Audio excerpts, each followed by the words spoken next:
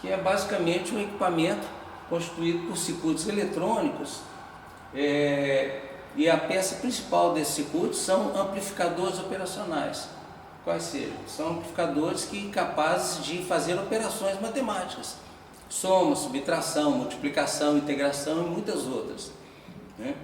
Só que eles não trabalham com números, como o computador digital. Eles trabalham com grandezas elétricas, tensões, mais vulgarmente conhecido como voltagens, e também correntes elétricas. É um computador que não está mais em uso, né?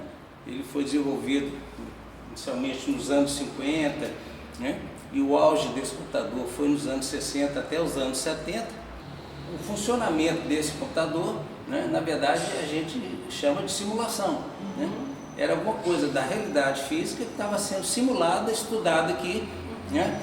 Desde que se tivesse um modelo matemático bastante fiel ao processo real, né? Esse modelo matemático era, vamos dizer assim, programado, né? Isto era montado um circuito eletrônico cujas equações matemáticas, né, do seu funcionamento fossem as mesmas equações matemáticas do sistema que se desejava estudar ou, se quisermos, simular.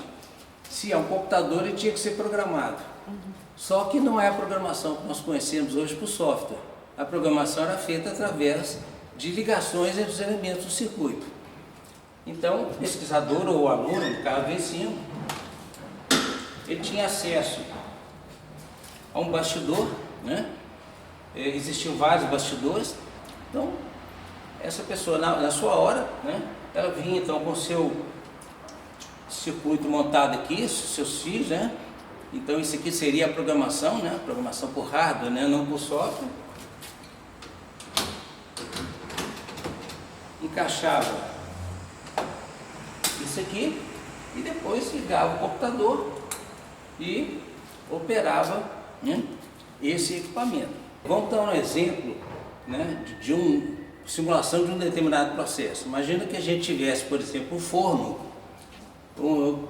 vamos usar uns números mais redondos, que nós tivéssemos um forno cuja temperatura variasse entre 0 e 100 graus centígrados e quiséssemos estudar o comportamento desse forno. Obviamente que teríamos que ter um modelo matemático, equações matemáticas que descrevessem razoavelmente este forno, né? Essas equações eram implementadas através de circuitos no computador, né? Todas as equações normalmente têm parâmetros, às vezes se chama de constantes. Esses parâmetros eram ajustados através de potenciômetros aqui, tá? Os circuitos eram ligados, né? E a gente, a partir do momento que se colocava o computador para funcionar, estávamos começando a nossa simulação. Ora, como é que a gente ia adquirir, né, esse resultado? Isso era feito através de um traçador de gráficos, né, chamado plotter, né? Esse é um plotter de mesa, era colocado um papel aqui, né? A tensão que se queria observar, né, era conectada então no ponto correto, conectado aqui no traçador. Ele então tem uma base de tempo, esse braço iria evoluindo aqui, representando o tempo, e uma pena com a tinta ia marcando no papel a evolução da tensão saída desse circuito, que por analogia representava a temperatura do forno. Obviamente, por exemplo, 0 a 100 graus centígrados do forno poderia corresponder, digamos, 0 a 10 volts aqui no circuito.